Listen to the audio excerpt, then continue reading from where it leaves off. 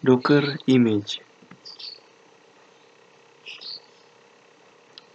Nah, pengertian secara umum mengenai Docker image adalah suatu blueprint Docker container yang berisi aplikasi dan semua yang kita butuhkan untuk menjalankan aplikasi, ataupun merupakan file atau dokumen yang berisi panduan serta informasi untuk membangun sebuah kontainer, di mana image juga berfungsi untuk menggunakan informasi tersebut.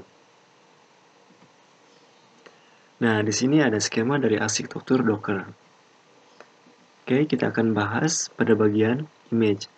Nah, seperti yang sudah kita bahas pada video sebelumnya, saat aplikasi kita bundle ke dalam Docker atau dibuat suatu package ataupun dibuat menjadi distribution file, maka akan menjadi sebuah image. Jadi, image merupakan hasil distribusi file atau bundle dari aplikasi yang kita buat. Nah, image inilah yang akan kita deploy ke dalam registry. Yang menjadi pertanyaan, apakah image itu seperti aplikasi installer? Nah, jawabannya tentunya tidak. Jika aplikasi installer itu ketika ingin digunakan, kita harus melakukan penginstalan. Nah, untuk image sendiri merupakan aplikasi yang sudah jadi. Jadi ketika kita melakukan running, sudah otomatis berjalan. Tidak perlu diinstal dan sudah siap untuk dijalankan.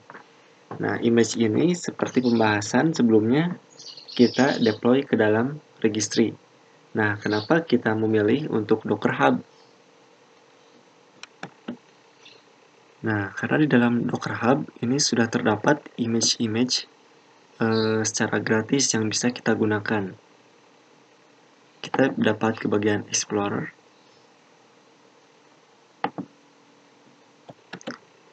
Nah, jadi ketika misalnya kita akan memerlukan suatu image, misalkan MySQL atau Python. Nah, kita tidak perlu untuk membuat image kembali. Jadi di sini sudah disediakan secara gratis. Ya, karena kita malas banget ya ketika kita membutuhkan suatu image, tetapi image-nya tersebut ini sudah ada di Docker Hub, jadi kita dapat secara langsung untuk menggunakannya. Misalkan kita cari untuk MySQL. Nah, di sini terdapat ya MySQL, jadi kita tinggal menggunakan image-nya tersebut tanpa harus membuatnya terlebih dahulu. Ataupun kita misalkan memerlukan di phpMyAdmin. Di sini kita bisa langsung saja untuk menggunakan secara gratis ya teman-teman. Jadi ini sangat mendukung sekali dalam membuat suatu aplikasi. Nah, misalnya saya membutuhkan Redis. Nah, di sini sudah ada ya. Nah, jadi rata-rata untuk image dari Dockernya sendiri ini sudah dibuatkan secara gratis, jadi kita bisa secara gratis untuk menggunakannya. Jadi kita tidak harus untuk membuatnya secara manual. Nah, yang menjadi kelebihan dalam container registry ini tentunya dapat support untuk multiple version. Misalkan di sini saya pilih untuk Node.js. Misalkan kita coba buka. Nah, di sini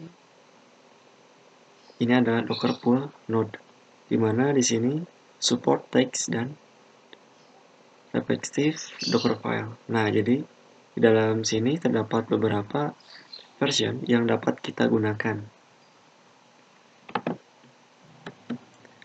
Nah, di dalam sini terdapat tab text yang dimana ini dilakukan untuk tagging. Nah, tetapi di sini juga kita dapat menggunakan untuk beberapa versi. Dan di sini untuk cara kerjanya kita dapat menyalin untuk perintahnya. Dan di sini ada size yang akan kita gunakannya. Jadi container registry dapat support untuk beberapa versi.